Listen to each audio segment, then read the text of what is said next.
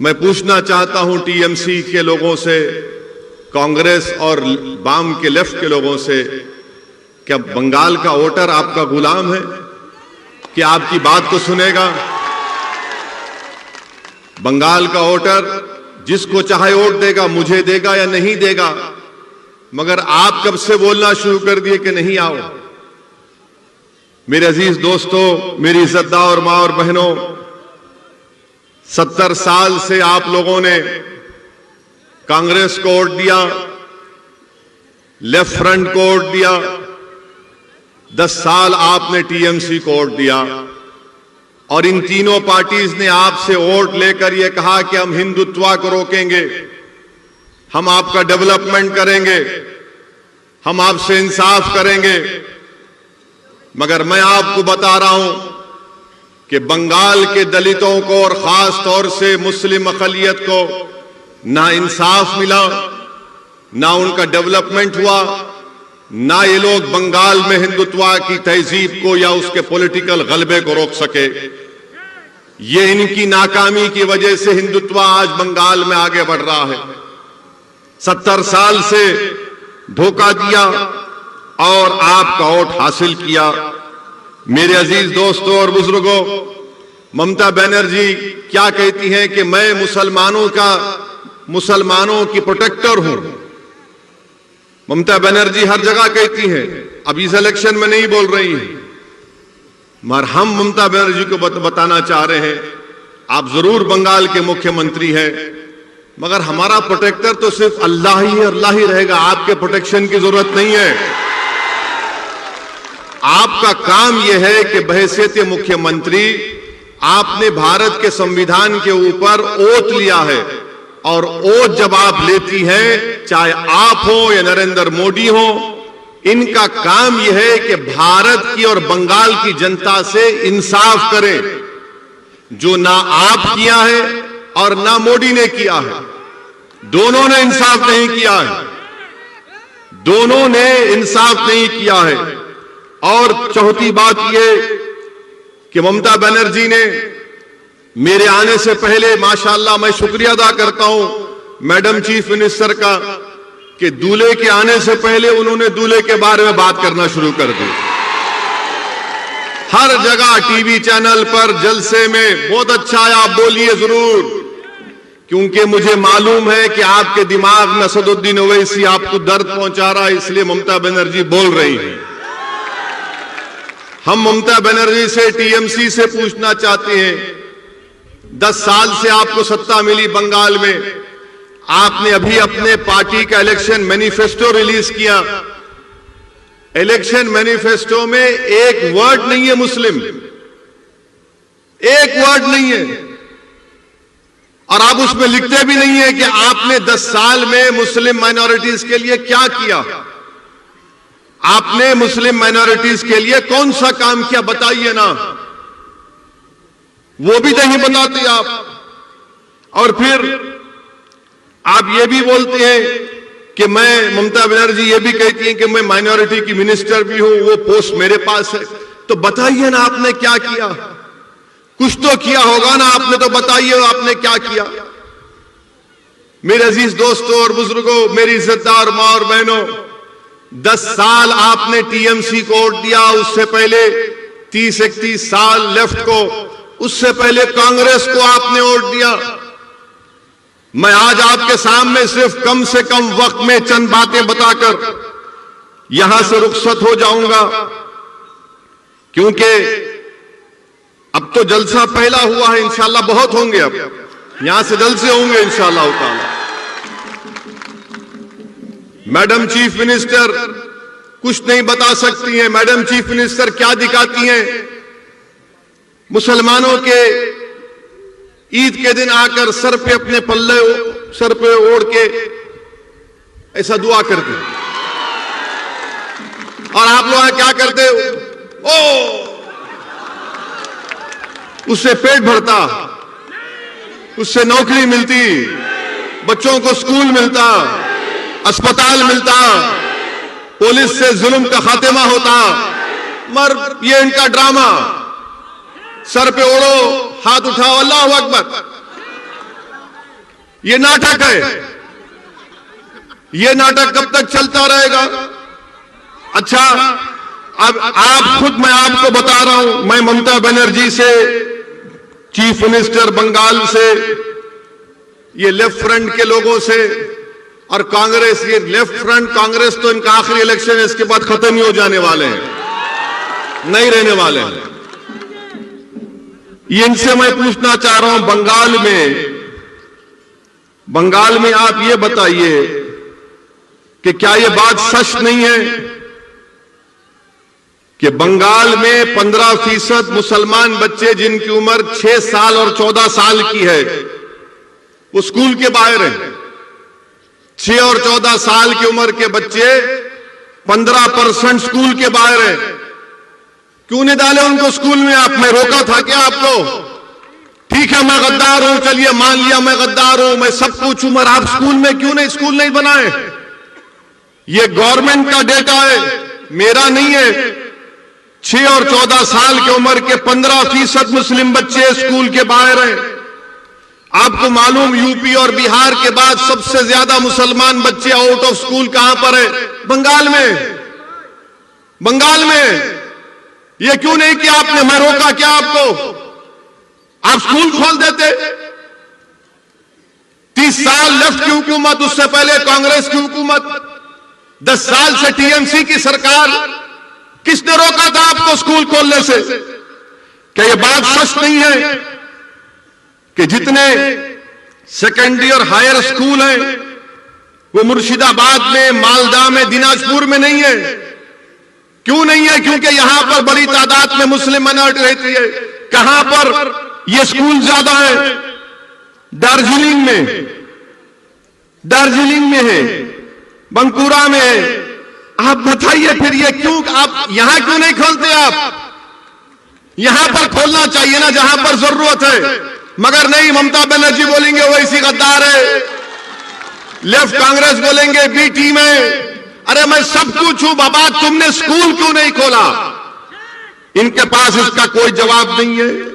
अच्छा, आपको मालूम कि मुर्शिदाबाद जिले में 50% स्कूल के बच्चों को मिड डे मील स्कीम नहीं मिलता। अब तो खैर कोविड से स्कूल बंद है, मगर 2019 से क्यों नहीं देते आप मिड डे मील स्कीम? बच्चों को स्कूल में खाना दिया जाता है पूरे भारत में। 50% स्कूल्स में मुर्शिदाबाद में मिड डे मील स्कीम नहीं दिया जाता। क्यों नहीं दिया जाता? ठीक है ममता दीदी, मैं गद्दार हूं, मानता हूं कांग्रेस लेफ्ट वालों में भी टीम हूं, बताओ फिर तुम स्कूल में खाना क्यों नहीं देते? ये तुम्हारा डेटा है, मेरा नहीं है। और फिर लेफ्ट के लोग बोलते हैं हम मुसलमान को जमीन दिए। 3/4 Muslims of Bengal have no land, जमीन नहीं दिए और आप झूठ बोलते हैं।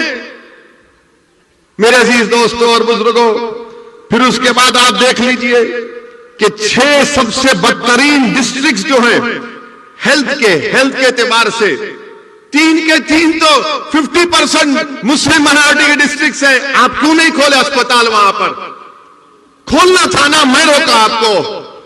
ठीक है, मैं गद्दार हूं, बी टीम हूं, मैं उनसे पैसे लिया, उनसे जो भी होगा अलग बात है, मगर ये काम आप क्यों नहीं करे? इनको इसी बात का हम सब सवाल करते हैं तो इनको तकलीफ हो जाती है। और मैं मुर्शिदाबाद की हमारी मां और बहनों को बताना चाह रहा हूं, मुर्शिदाबाद जिले के मां और बहनों को बताना चाह रहा हूं, जो 50% हमारी मां और बहनें बीड़ी बनाती ना। अब आप मेरी बात सुन लो। क्या आपने टीएमसी और कांग्रेस लेफ्ट के किसी एक लीडर से सुना कि नरेंद्र मोदी की सरकार एक नया रूल बना रही टोबैको के ऊपर, तंबाकू के ऊपर, उससे लाखों बीड़ी बनाने वालों की नौकरियां चले जाएंगी? मैं 1 महीना पहले नरेंद्र मोदी की हुकूमत को, गवर्नमेंट को लेटर लिखा कि क्वाप्टा में अमेंडमेंट्स मत लाइए। भारत में 85 लाख बीड़ी बनाने वाली और उसमें 70% महिलाएं। अगर वो क्वाप्टा का अमेंडमेंट आएगा तो लाखों नौकरियां चले जाएंगी बीड़ियों की। इस पर कोई टीएमसी क्यों नहीं बोलती? क्यों नहीं बोलती ममता बनर्जी मोदी को कि ये बोलो इस बारे में? ना कांग्रेस बोलती है ना लेफ्ट बोलती है, बीड़ी का बनाती हमारी मां और बहनें यहां पर। फिर आप वो भी देख लीजिए। अच्छा, मैं गद्दार हूं, ममता बनर्जी बोलती मैं गद्दार हूं, कांग्रेस बोलती कि मैं बी टीम हूं। अच्छा ये बताओ, पूरे बंगाल में 25.4% घर में टैप वाटर है, पानी का टैप वाटर है। मुसलमान को खाली 15% क्यों है? गद्दारों को पानी नहीं पिलाते ममता बनर्जी? आप बी टीम को पानी नहीं पिलाते क्या आप? 15% मुस्लिम के पास। अच्छा, ड्रेनेज लाइन पूरे बंगाल में 31.6% घर में ड्रेनेज लाइन है। कितने मुस्लिम माइनॉरिटी के पास है? 15.2%। क्या यह ठीक है? मुझे गाली दो, आप दिल भर के गाली दो, शायद आपका दिल मुतमईन होता होगा, रात में अच्छी नींद आती है, मगर ये सवाल का जवाब दो ना। इस सवाल का जवाब कौन देगा? मुर्शिदाबाद में आपको मालूम कि सबसे जहरीला पानी यहां पर मिलता है। मुर्शिदाबाद में आर्सेनिक पानी मिलता है, आर्सेनिक पानी, लाल रंग का पानी मिलता है, और उसमें पानी का क्या है? 3000 पार्ट्स पर बिलियन है। WHO बोलता है कि 300 लिमिट होना चाहिए। मुर्शिदाबाद में 3000 पार्ट्स पर बिलियन आर्सेनिक पानी मिलता है। क्या कर रही टीएमसी? क्या किया लेफ्ट ने, क्या किया कांग्रेस ने, जो मुर्शिदाबाद मालदा में बरसों से तुम्हारा एमपी, तुम्हारा एमएलए जीत के आ रहा? तुम तो साफ पानी नहीं पिला सकते, आर्सेनिक पानी आप देते हैं।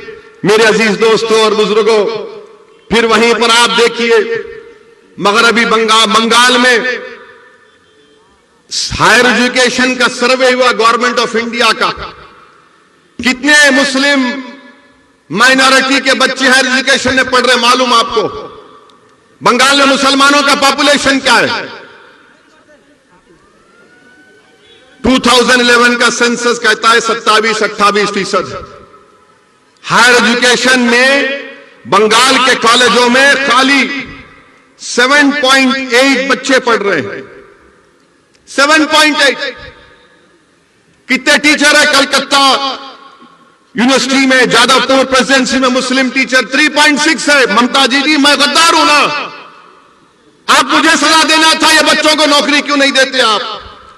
और फिर आपको जानकर हैरत होगी, 11% हायर एजुकेशन में मुस्लिम्स हैं और 7.8% टीचर्स हैं। 27% 2011 का पॉपुलेशन मुस्लिम पॉपुलेशन है। आपको मालूम बंगाल में मुस्लिम एम्प्लॉयमेंट कितना है? कितनी नौकरियां हैं गवर्नमेंट में आपको मालूम?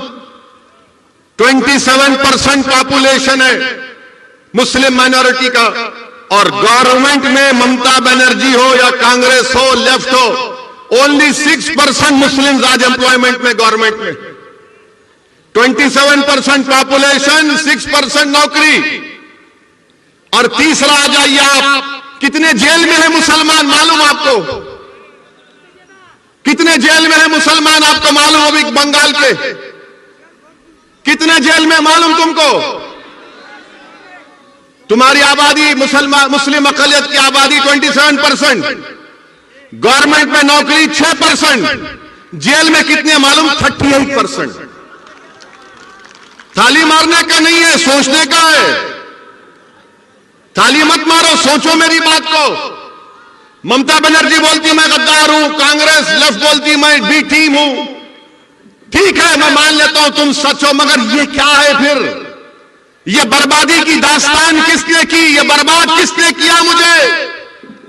तुम तो मेरा वोट लेकर चले गए, तुम तो मेरा वोट ले लिए ना, मगर तुमने क्या दिया मेरे बच्चों को? स्कूल दिया नहीं दिया, कॉलेज में एडमिशन दिया नहीं दिया, तुमने गवर्नमेंट में नौकरी दी नहीं दी, तुमने घर में पानी की लाइन दी नहीं दी, तुमने मुझे पीने का साफ पानी दिया नहीं दिया, तुमने मुझे क्या दिया? क्या दिया? तुमने मुझे जेल में डालकर मेरे नौजवानों की जिंदगी को बर्बाद कर दिया। ये पॉइंट है मेरे भाई। इसीलिए असदुद्दीन ओवैसी बंगाल को नहीं आना। मैं आपको सच्चाई से हर चीज बता रहा हूं, आप खुद देख लीजिए। अच्छा, आपको मालूम ये पुलिस के लोग हैं, कितने मुस्लिम सब इंस्पेक्टर है बंगाल में मालूम?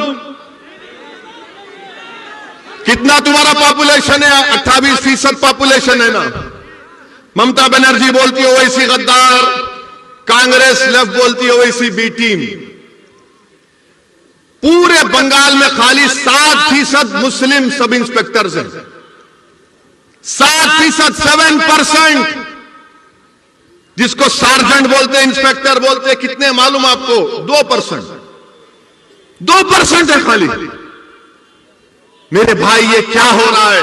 अच्छा, सोने पे सुहागा ये कि बंगाल की असेंबली में 294 असेंबली सीट्स में 59 कितने साबिर 59 है मुस्लिम एमएलए, 59 मुस्लिम है, जिसमें से ममता बनर्जी के 32 हैं। आप बोलेंगे ओ इसी तो 59 है। मेरे भाई 59 की अहमियत नहीं है। अगर मजलिस के 4 जीत के गए तो ममता बनर्जी को यह काम करना पड़ेगा। ये 59 से कुछ नहीं हुआ। क्या किया वो लोग? तो खाली गूंगे बन के बैठे रहे बंगाल के असेंबली में, कुछ बोल नहीं सके, पूछे नहीं कि क्यों इस नाइंसाफी हो रही है। और फिर टीएमसी हमसे बोलती कि हम गद्दार हैं।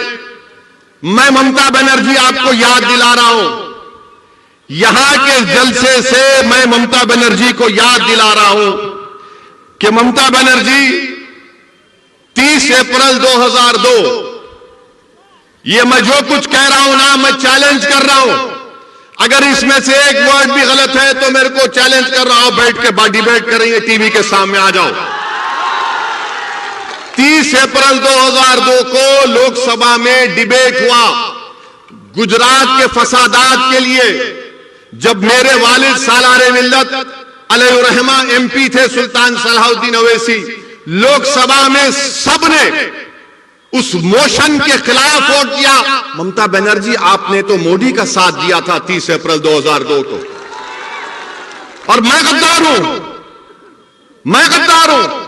अगर टीएमसी के लोग यहां पर है तो जाके तुम्हारी दीदी को सुनाओ। 15 सितंबर 2003, 15 सितंबर 2003 टाइम्स ऑफ इंडिया अखबार की रिपोर्ट है। क्या तारीख? 15 सितंबर 2003। ममता बनर्जी क्या कहती है उसमें? ममता बनर्जी आरएसएस के लोगों से मिलती है और मिलके बोलती है कि आरएसएस के लोग देश प्रेमी हैं, देश प्रेमी हैं। और ममता बनर्जी बोलती उनको कि अगर तुम 1% मेरा साथ दिए तो मैं बंगाल की पूरे मुकद्दर को चेंज कर दूंगी। ममता बनर्जी, तुमने तो 2003 में आरएसएस से हाथ मिला लिया था और आज तुम असदुद्दीन ओवैसी को गद्दार कहती हो। क्या बात है ये? 2003 का, 15 सितंबर 2003 का। अच्छा, फिर ममता बनर्जी 2019 का पार्लियामेंट इलेक्शन हुआ। पार्लियामेंट के चुनाव में आप बताइए कि आपने बीजेपी को वोट दिया? कितनों ने बीजेपी को वोट नहीं दिया? हाथ उठाओ। शर्मा ने, शर्मा ने, डरना नहीं। कितने टीएमसी को वोट दिया? डरो भाई, उठाओ, कोई बात नहीं। अच्छा, 18 बीजेपी कैसा जीत गई? 18 बीजेपी कैसा जीत गई बंगाल से? मैं तो नहीं था ना, गद्दार तो नहीं था, बी टीम भी नहीं थी, तो बीजेपी मोदी 18 कैसे जीत गया?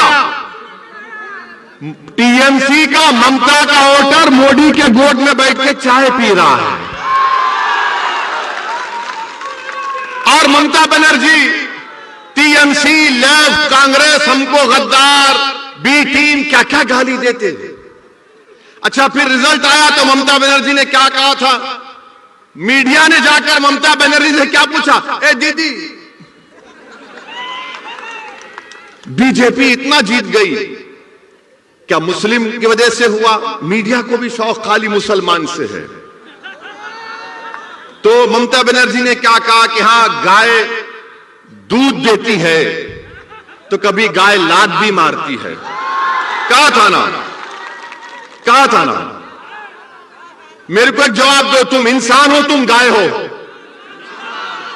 अगर कोई बंगाल का मुसलमान है, वो इंसान है या गाय है? तुम इंसान हो या गाय हो? जोर से बोलो, तुम इंसान हो या गाय हो? तुम 2 टांग के हो या 4 टांग के हो? तो किसने अख्तियार दिया मुख्यमंत्री को कहने के लिए कि हम 4 टांग की गाय है? किसने दिया बताओ? अच्छा, फिर मुख्यमंत्री ने क्या कहा? गाय दूध देती है तो हम ले लेते हैं, लात मारती तो कबूल कर लेते हैं। ममता बनर्जी, हम गाय नहीं है, इंसान है, और इंसान को नौकरी की जरूरत है, इंसान को पानी की जरूरत है, इंसान को घर की जरूरत है, इंसान को नौकरी की जरूरत है, इंसान को स्कूल की जरूरत है, इंसान को कॉलेज की जरूरत है। मगर दीदी, आपने क्या किया? आपने तो दूध भी पी लिया, मलाई भी खा ली, मिष्टी दोई भी खा लिए। अब हमारे पास कुछ नहीं बचा है। मैं आपको गाय के रूप में नहीं देखता, मैं आपको इंसान के रूप में देखता हूं। मजलिस इत्तेहादुल मुस्लिमीन तुमको भारत का बावकार इंसान के तौर पर देखती है। मैं तुम्हारे से दूध लेने नहीं आया हूं, मैं तुम्हारा हक दिलाने के लिए आया हूं यहां पर। मैं तुम्हारे को भारत के संविधान में जो आपका जायज मुकाम है उसको दिलाने के लिए आया हूं। मैं इंसान को इंसान के रूप में उसकी इज्जत बहाल करने के लिए आया हूं। टीएमसी आपको जानवर की तरह देखती और असदुद्दीन ओवैसी आपको इंसान के तौर पर देखता है। मेरे अजीज दोस्तों और बुजुर्गों, मेरे अजीज दोस्तों और बुजुर्गों, मैं आपको याद दिलाना चाहता हूं एक तारीखी शख्सियत को। कितने लोग टीटू मार को जानते हैं? टीटू मीर को, टीटू मीर को जानते हैं? कौन था टीटू मीर? कौन था टीटू मीर? टीटू मीर हाफिज कुरान थे। टीटू मीर हाफिज कुरान थे, हज करने गए। जब वापिस आए टीटू मीर, तो जमींदारों ने मुसलमानों पर टैक्स लगा दिया कि जो दाढ़ी छोड़ेगा उस पर टैक्स। तो एक इलाका है नरकल बिराई बोलते ना, नारकल बिराई में टीटू मीर थे।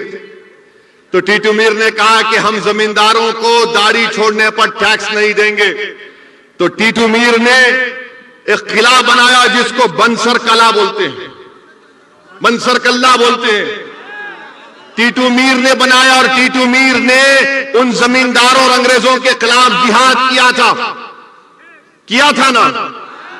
आज असदुद्दीन ओवैसी आपको बोलने आया कि आपको ना जिहाद करने की जरूरत है, ना हथियार उठाने की जरूरत है, आपको सिर्फ भारत के संविधान को समझकर अपने हक के लिए लड़ने की जरूरत है। उस जमाने में जमींदार थे और अंग्रेज थे, वो तो जमींदार अंग्रेज चले गए, अब नए जमींदार आ गए। एक जमींदार टीएमसी, एक जमींदार मोदी, एक जमींदार कांग्रेस, एक जमींदार लेफ्ट। ये जमींदार बन चुके हैं और हम पर टैक्स लगा रहे हैं। मेरे अजीज दोस्तों और बुजुर्गों, बताइए आप, अगर आप नहीं लड़ेंगे अपने हक के लिए तो क्या कोई आसमान से आएगा या जमीन से निकलेगा? आपको अपने हक के लिए लड़ना है। मैं बुजुर्गों से अपील कर रहा हूं, आपको अपने बच्चों के रोशन मुस्तकबिल के लिए लड़ना है। आपको उनके लिए उनका हक संवारना है। यह कांग्रेस पार्टी क्या है बताइए, बताता हूं आपको। यह कांग्रेस पार्टी जब बाबरी मस्जिद का फैसला आया तो कांग्रेस पार्टी इसका वेलकम किया। कौन उसके बारे में कहा?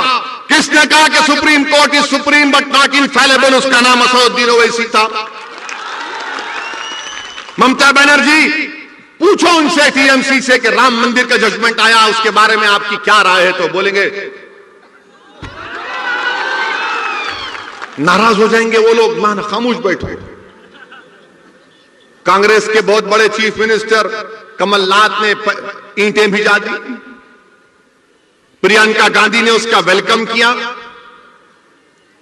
यह कांग्रेस पार्टी है जो आपके वोटों से मुर्शिदाबाद, मालदा में बरसों से हुकूमत करती आ रही है और कुछ नहीं किया। यहां पर ट्रिपल तलाक का बिल पार्लियामेंट में आया तो कौन उसके खिलाफ बोला? आपने देखा होगा ना, किसने बोला ट्रिपल तलाक के खिलाफ? जब ट्रिपल तलाक का बिल पार्लियामेंट में मैंने वोटिंग का मुतालबा किया तो पूछो टीएमसी से, टीएमसी ने वॉकआउट कर दिया। वोट क्यों नहीं डाला? वोट क्यों नहीं डाला? वॉकआउट किया। वोट डालना था, बताना था मोदी को कि तुम्हारे खिलाफ वोट दे रहे हैं। हम खाली 2 MP हैं लोकसभा में, मगर मोदी के 300 MP के सामने उसके खिलाफ बोलते और वोट भी डालते उसके खिलाफ। ममता बनर्जी का एक चेहरा लोकसभा में, एक चेहरा बंगाल में, एक चेहरा लोकसभा में। उनके MP बड़ी बड़ी अच्छी अंग्रेजी में बड़ी बड़ी तकरीर कर लेते हैं, मगर सिटीजन अमेंडमेंट बिल आया तो 8 MP नहीं थे, 8 MP नहीं थे। किसने सारी दुनिया के सामने बता दिया कि CAA का कानून भारत के संविधान के खिलाफ है, और मैंने सारी दुनिया के सामने मोदी के और उसके 300 MP के सामने उस कानून को फाड़ कर बता दिया काला कानून है। क्या कांग्रेस ने किया? क्या TMC ने किया? लेफ्ट तो कहीं है ही नहीं बेचारे। ये कांग्रेस और लेफ्ट तो वो मेडिकल शॉप में जब जाते हैं दवा लेने के लिए, तो दवा के नीचे ऊपर लिखा होता कि कब बनी, date of manufacture, date of expiry. ये कांग्रेस लेफ्ट का डेट ऑफ एक्सपायरी हो चुका है। इनसे अब कुछ नहीं होगा, इनसे कुछ नहीं होगा अब कांग्रेस और लेफ्ट फ्रंट से। ये लेफ्ट के लोग बर्बाद कर दिए पूरे बंगाल के मुस्लिम अकलियतों को। अगर आज बंगाल में मुसलमान परेशान हैं तो लेफ्ट की वजह से इन्होंने बर्बाद कर दिया हर चीज। कुछ नहीं किया, कुछ नहीं किया। सिर्फ कार्ल मार्क्स, लेनिन क्या क्या बातें की। इनकलाब आएगा, इनकलाब। अरे कहे का इनकलाब? मेरा घर बर्बाद हो गया, मेरे बच्चे को नौकरी नहीं मिली, मेरे घर में चिराग नहीं है, और तुम इनकलाब की बातें करते हो। कितना धोखा दिया तुमने 30 साल में। मेरे भाई याद रखो, मेरी जिंदगी कब तक है अल्लाह जानता है, मगर मैं आपसे कह रहा हूं, जब तक आप सियासी तौर पर मुत्तहिद नहीं होंगे, जब तक आप सिर्फ वोट डालने वाले के साथ साथ वोट लेने वाले नहीं बनेंगे, आपके मसाइल नहीं हल होंगे, आपके प्रॉब्लम्स नहीं सॉल्व होंगे, आपके प्रॉब्लम्स नहीं सॉल्व होने वाले। मेरी बात को याद रखो आप। हो सकता है कि किसी को मेरी बात गलत दिख रही होगी, मगर आपके प्रॉब्लम नहीं सॉल्व होंगे, आपके मुश्किलात का खात्मा नहीं होगा, आपके बच्चे जेलों में सड़ते रहेंगे, उनकी जवानी बर्बाद हो जाएगी, हमको गवर्नमेंट में नौकरियां नहीं मिलेंगी। ये तो कॉन्स्टिट्यूशनल राइट है ना, हमारे संविधान में right to equality fundamental right है।